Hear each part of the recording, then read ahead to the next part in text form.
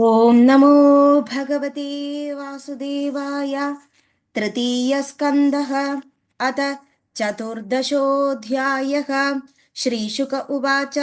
निशम्य कौशारविणोपवर्णितां हरे कदां कारणसूकरात्मनः पुनः स पप्रच्छ तमुद्यताञ्जलिर्नच्चाति तृप्तोऽतृपरो विदुरो धृतव्रतः। विदुर उवाच तेनैव तु मुनिश्रेष्ठा हरिणा यज्ञमूर्तिनाम् आदिदैत्यो हिरण्याक्षो हद इत्यनुशुश्रुमाम् तस्य चोदरदक्षोणीम् स्वदंष्ट्राग्रेण लीलया दैत्यराजस्य च ब्रह्मन् कस्मादेतोरभून्मृदः। मैत्रेय उवाच साधुवीरत्वया पृष्टम् अवतारकथां हरेः यत्त्वं पृच्छसि मर्त्यानां मृत्युपाशविशातनीम् ययोतानपदः पुत्रो मुनिना गीतयार्भगः मृतो कृत्वैव मूर्ध्यन्यम् कृमारुरोगहरे पदम् अधात्रापीतिहासोऽयम् श्रुतो मे वर्णितः पुरा ब्रह्मणा देवदेवेन देवानामनुपृच्छदाम् दिदिर्दाक्षायाणी क्षत्तर्मारीचं कश्यपं पतिम् अपत्यकामाचकमे सन्ध्यायां हृच्छयार्दिताम् इष्ट्वाग्निजिह्वं पयसा पुरुषं यजुषां पतिं निश्लोचत्यर्क आसीनम् अज्ञगारे समाहितम्। दिदिरुवाच एष मां त्वत्कृते विद्वन् काम आतशरासनः धुनोदिदीनां विक्रम्य रम्भामिव मदङ्गजः तद्भवान् दह्यमानायां सप्तनीनां समृद्धिभिः प्रजापतीनां भद्रं ते मय्या युक्तामनुग्रहं भर्तर्याप्तरोर्माणां लोकानाविशदे यशकं पतिर्भवद्विदो यासां प्रजयाननुजायते पुरा पिता नो भगवान् दक्षो दुहितृवत्सलः कं वृणीतवरं वत्स इत्यपृच्छदन पृथक् स विदित्वात्मजानाम्नो भावं सन्दानभावनः त्रयोदशा ददातासां यास्ते शीलमनुव्रताः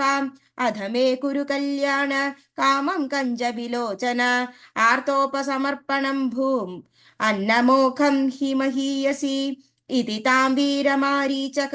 कृपाणां बहुभाषिणीं प्रत्याहानुनयन् वाजा प्रवृद्धानङ्गकश्मलाम् एष तेऽहं विधास्यामि प्रियं भीरु यदिच्छसि तस्या कामं न कुर्यात् सिद्धिस्त्रैवर्गगीयतः सर्वाश्रमानुपादाय स्वाश्रमेण कळत्रवान् व्यसनार्णमवमेत्येदि जलयान्यैर्यधार्णवम् यामाहुरात्मनो हृद्यं श्रेयस्कामस्य मानिनी यस्यां स्वधुरमध्यस्य पुमां चरति विज्वरः यामाश्रित्येन्द्रियारातीन् दुर्जया निदराश्रमैः वयं जयेम केलाभिर्दस्यून् दुर्गपतिर्यदा न वयं प्रभवस्तां त्वान् अनुकर्तुं गृहेश्वरी अप्यायुषा वा कर्त्स्न्येन ये चान्यगुणगृ गृध्नवः अधाभिकाममेदं ते प्रजात्यैकरवाण्यलं यथा मां नादिवोचन्ति मुहूर्तं प्रतिपालय एषा घोरतमा वेळा घोराणां घोरदर्शना चरन्ति यस्यां भूतानि भूदेशानुचराणि एतस्यां स्वाध्विसन्ध्यायां भगवान् भूतभावनः परीतो भूतपर्षद्भिर्वृणेशाणति भूतराड् श्मशानचक्रानिलधूलिधूम्रं विकीर्णविद्योतजडाकलापः भस्माभगुण्डामलरुक्मदेहो देवस्त्रीभिः पश्यति देवरस्ते न यस्य लोके स्वजनपरो वा नात्याधृतो नोद कश्चिद्विग्रहकर्ह्यः वयं व्रतैच्यरचरणापविद्धा आशासमहे जाम्बदभुक्तभोगां यस्या न विद्याचरितं मनीषिणो गृणन्त्यविद्यापटलं बिभित्सवः निरस्तसाम्यादिशयोऽपि यस्वयं पिशाचचर्यामचरद्गतिः सदाम् असन्धि यस्याचरितं हि दुर्भगाः स्वात्मन्त्रसस्याभिदुषः समीहितम् यैर्वस्त्रामाल्याभरणानुलेपनैः स्वभोजनं स्वात्मदयोपलालितम् ब्रह्मादयो यत्कृतसेतुपाला यत्कारणं विश्वमिदं च माया आज्ञाकरी तस्य पिशाचचर्या अहो विभून्मच्चरितं विडम्बनं मैत्रेय उवाच सैवं संविदते भर्ता मन्मोदमन्विदेन्द्रिया जग्राकपासो ब्रह्मशेर् मृळभ्रीभागदत्रपाम् सविदित्वादभार्यायां स्तम्भनिर्वदं विकर्मणि नत्वादिष्टाय रखसि तयाथोपविवेशः अधोपस्पृश्य सलिलं प्राणानायम्यवाग्यतः ध्यायज्ञजावविरजं ब्रह्मज्योतिः सनातनं दिदिस्तु व्रीडिता तेन कर्मावद्येन भारत उपसङ्गम्य विप्रषि मधो मुख्यभ्यभाषत दितिरुवाच मामे गर्भमिमं ब्रह्मन् भूतानामृषभो वदीद् रुद्रपतिर्हि भूतानां यस्याकरवमहं सहम् नमो रुद्राय महते देवायोग्राय मीडुषे शिवाय न्यस्तदण्डाय धृतदण्डाय मन्यवे स न प्रसीदतां भामो भगवानुर्वनुग्रहः व्याधस्याप्यकुनकम्ब्यानां स्त्रीणां देवसतीपतिः मैत्रेय उवाच स्वसर्गस्याशिषं लोक्याम् आशासानां प्रवेप्यत्पतिं निवृत्तसन्ध्या नियमो भार्यामाह प्रजापतिः कश्यप उवाच अप्रायत्यादात्मनस्ते दोषामौर्मुहूर्तिकादुद मन्निदेशादिचारेण देवानां चादिहेळनात् भविष्यदस्तभावभद्रावभद्रे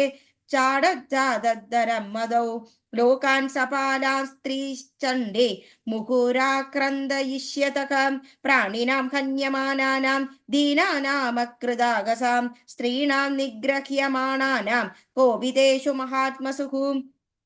तदा विश्वेश्वर क्रुद्धो भगवान् लोकभावनः हनिष्यत्यवतीर्यासौ यथाद्रीन् शतपर्वधृक् दिदिरुवाच वदं भगवता साक्षात् सुनाबोधारबाहुना आशंसे पुत्रयोर्मह्यं मा क्रुद्धात् ब्राह्मणाद्विभो न ब्रह्मदण्डदङ्गस्य न भूतभयदस्य च नारगाश्चानुगृह्णन्ति यां यां योनिमसौ गतः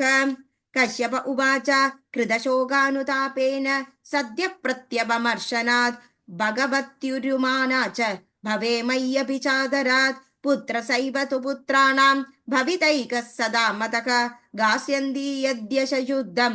भगवद्यश सासमं योगैर्हेमेव दुर्वर्णं भावयिष्यन्ति साधव निर्वैरादिभिरात्मानं यच्छीलमनुवर्तितुं यत्प्रसादादिदं विश्वं प्रसीदति यदात्मकं सद्वद्भृग् भगवान् यस्य तोष्यत्येनन्ययादृशां स वै महाभागवतो महात्मा महानुभावो महता महिष्टः प्रवृद्धभक्त्या ह्यनुभाविताशये निवेश वैकुण्ठमिमं विहास्यति अलम्बडशिलधरो गुणाकरो हृष्टपरर्ध्या व्यदितो दुःखितेषु अभूतशत्रुर्जगदः शोकहर्ता नैकाधिकं तापविडो वोडुराजः अन्तर्बहिश्चामलभज्जनेत्रं स्वपुरुषे चानुगृहीतरूपं पौत्रस्तव श्रीललालामं द्रष्टा स्फुरल्कुण्डलमण्डिताननं मैत्रेय उवाच श्रुत्वा भागवतं पौत्रममोददद्धिर्भृशं पुत्रयोश्च वदं कृष्ण द्विद्वितोऽसीं महामनाः इति श्रीमद्भागवते महापुराणे पारमहंस्यां संहितायां तृतीयस्कन्धे दिदिकश्यप संवादे चतुर्दशोऽध्यायः सर्वत्र गोविन्दनाम संकीर्तनं गोविन्द गोविन्द नारायण अखिल गुरो भगवन् नमस्ते।